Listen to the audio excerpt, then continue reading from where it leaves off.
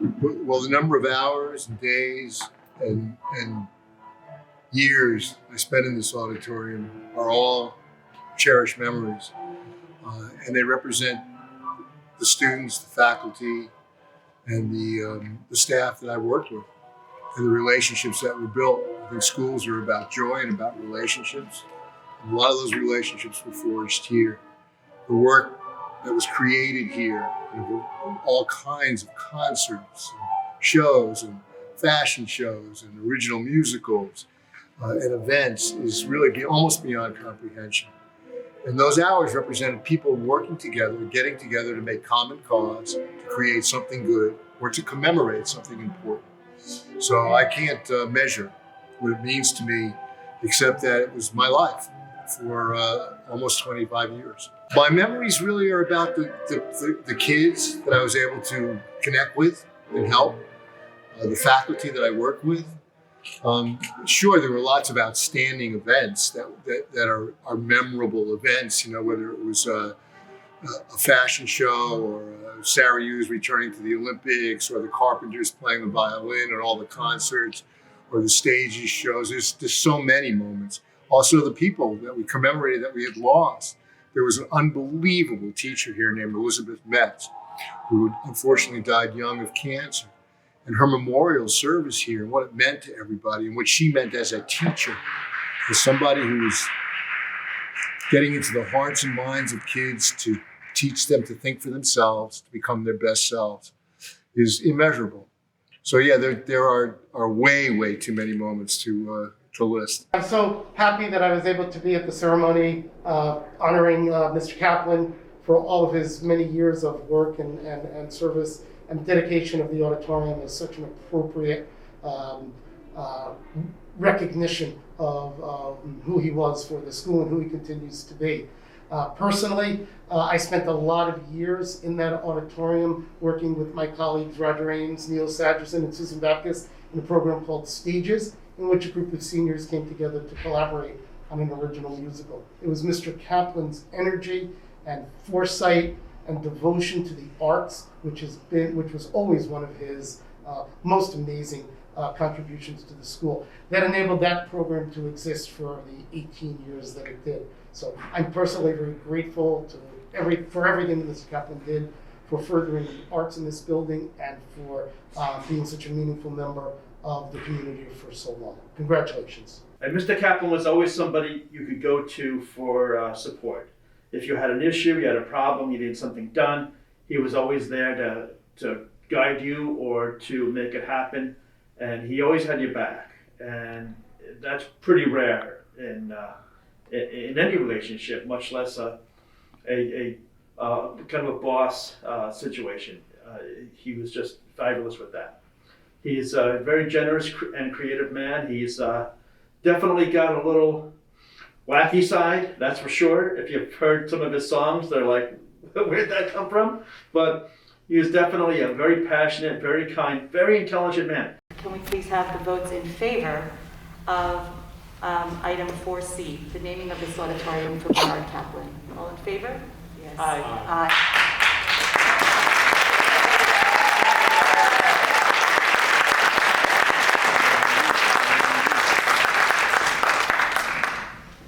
As parents, we are probably the first educator of our children, and tonight we learn from a great educator what education is all about, why we are also passionate about education, and that's why we are all here to start this conversation. Thank you, Mr. Kaplan.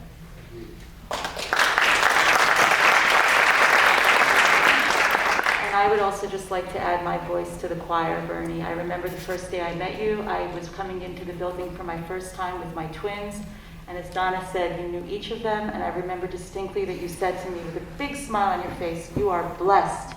Members of the board, Dr. Pendergast, Principal Holtzman, parents, friends, colleagues, students. With me today, as she has been from my first jobs in schools when I was a hall monitor and a graveyard shift custodian, is my amazing wife, Sheila, who is an award-winning, talented, resourceful, nurturing special education teacher in her own right. my daughter Lona, also a gifted special education teacher, my super son-in-law, Jason, and my super duper grandson, Harlan.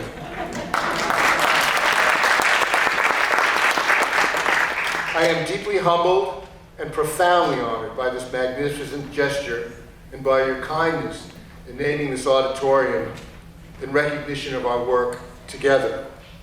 This auditorium, this magnificent space, was saved from demolition by a controversial but wise and brave decision by a visionary school board of Larry Gross, Don Ashkenaz, Franz Langner, Mona Fuchs, and Judy Bosworth, all of whom came to public service to stop the closing of schools in Great Neck in order to maintain small class size and to make sure that every child is known. They, with the leadership of the legendary Dr. Bill Shine, reversed the economy of scale short-sightedness that had planned to demolish North High and move all high school students to the South High campus.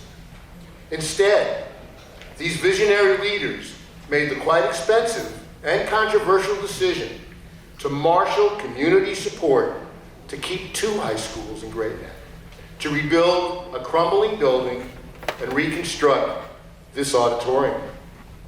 This auditorium, this precious, gifted space around which this precious North High School was built,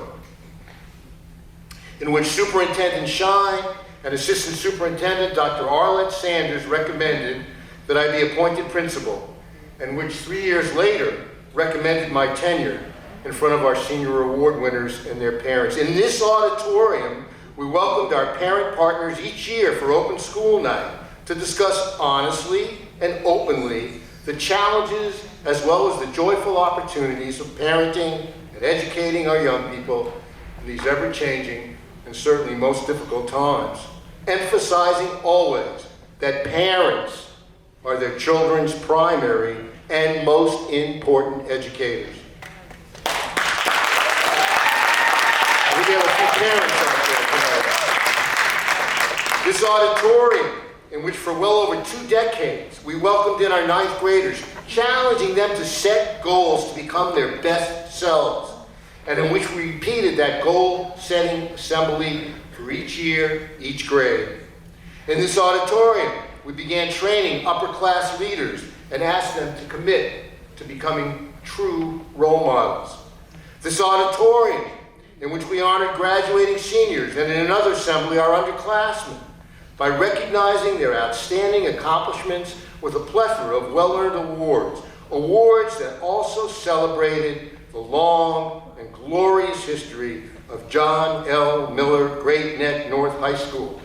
In fact, one year, I got a phone call, and before he passed, we were able to welcome our namesake, John L. Miller himself, his very self, to enjoy that year's spring concert.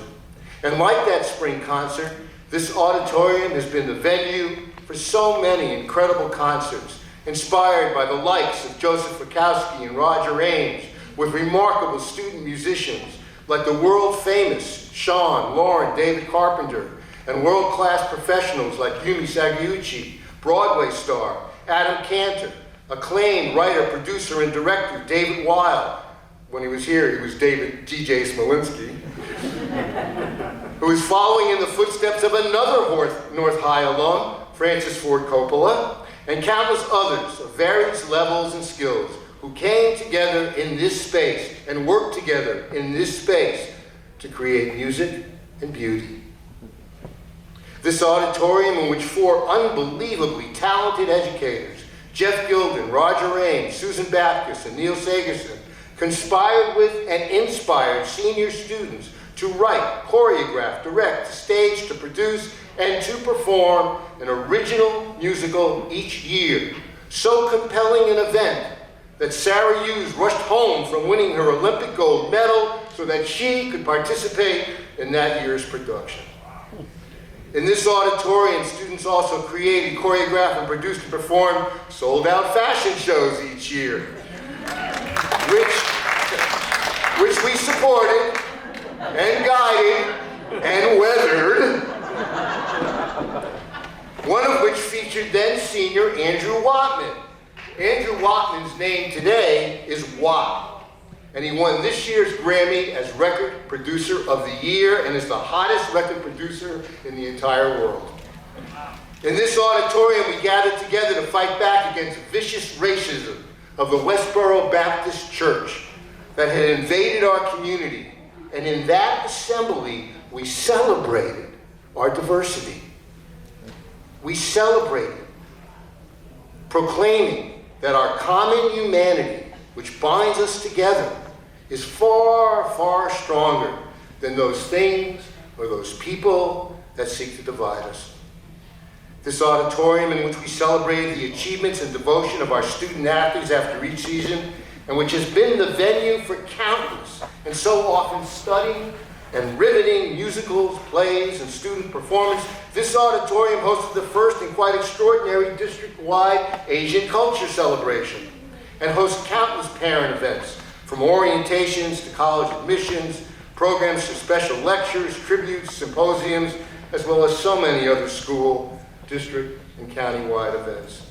This auditorium, a very special place, in a very special school, in a very special school district.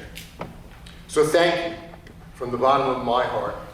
Please know, as I'm sure that you do, that great schools are created and recreated not by individuals, but by teams, whose members include wise, committed, and caring heads of guidance, like Dr. Art McCann, who built a tremendous guidance staff, and who passed on that pivotal leadership role to Michael Neary.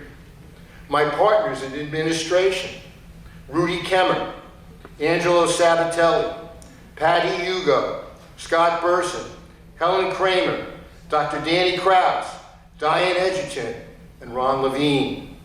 Strong, gifted, committed, and wholeheartedly involved in school life department chairs, from Barbara Young and Karen Farraguna to Joe Bombacito, Jody Kahn, and first English chair and now assistant principal, Kathy Snyder. Hard-working, wise, and devoted support staff like Ellie Bartels, Dorothy McGinnis, Joan Lazunik, and Diane Nicoletti. Totally engaged and involved parent leadership, from Minna Abel and Rita Kwiat to Moji Pomrati and Joyce Chung. And most critically, extraordinary student leaders, many who, like Pargo Nazarian, she has a different last name now, became Great Neck community leaders and whose children are now students in this awesome high school, and several, like Kathy Pooms Bihar, Gail Parrish Schwartz, Blair Silva, Chris Caesar, and Jordana Cohn, who were award-winning student leaders and who are now inspiring educators. Kathy as dean and English teacher, Gail and Blair as truly awesome special education teachers, Chris as an outstanding science teacher, and Jordana as the most caring guidance counselor in the history of the world. Of course, the heart and soul of our team is our teachers. Our nurturing, challenging, energizing, hard-working, talented, and committed teachers who give to our students the joy of discovery, the joy of learning, the joy of authentic achievement, the joy of becoming, and the joy of belonging to an educational and always growing community. This team, this partnership created and recreated North High each year of my tenure, building on the past, always looking to the future. We had our share, more than our share, of disagreements. We came from different backgrounds.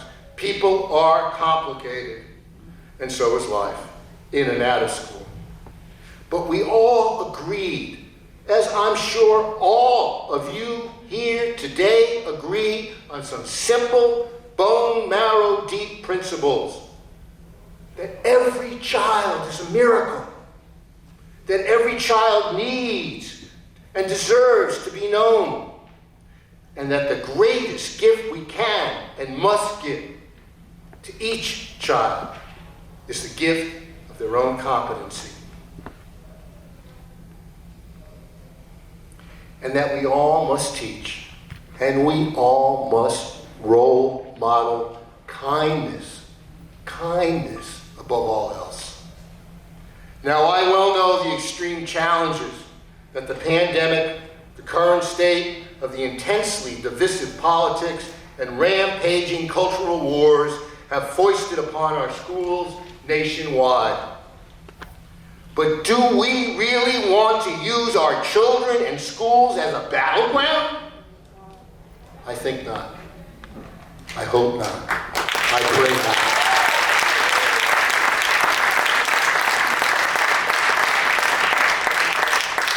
Surely we can agree that at least here in Great Neck, that diversity, including diversity of opinion, is a strength and not a weakness.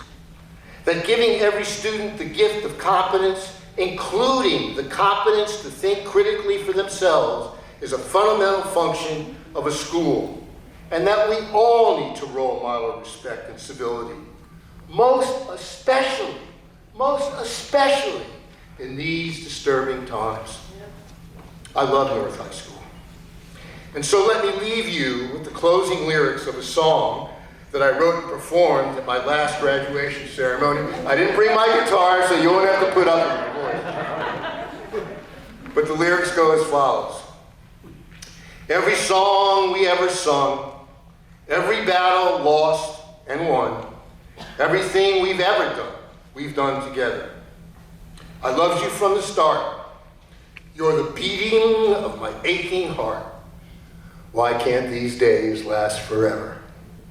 You know that I believe that every child is born free. Still, without all of you, there would be no me. In this season of light, may the bright light candle of love and learning forever burn brightly at North High. Thank you.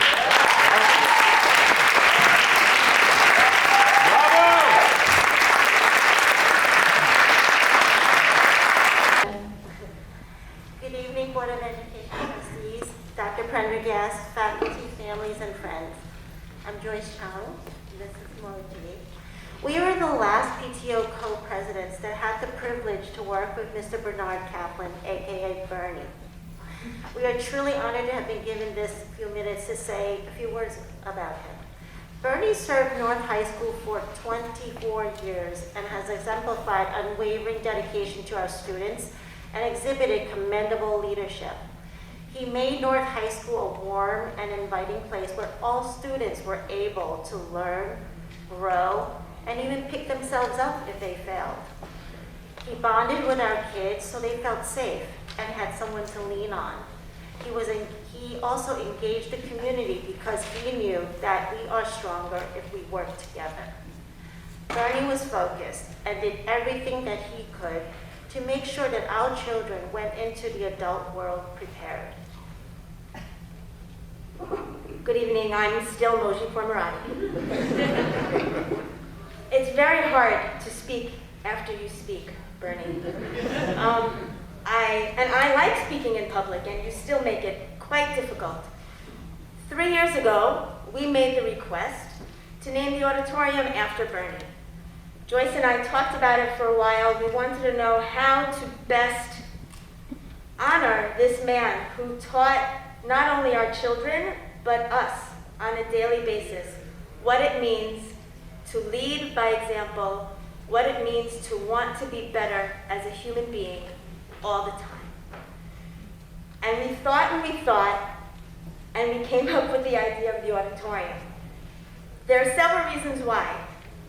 Bernie had a passion and love for the performing arts. He attended every North High concert, production, and event. He would even often sit in rehearsals because he wanted to support all the students and faculty involved. Bernie himself, as you just heard, is a talented musician and has performed many times for and with the students his own songs and his guitar.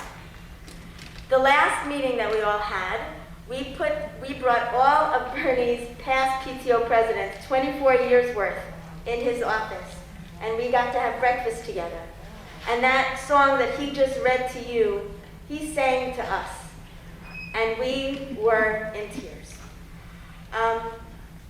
So with this auditorium dedication, Bernie's love for North High will forever be remembered and appreciated. Thank you, and congratulations, Bernie.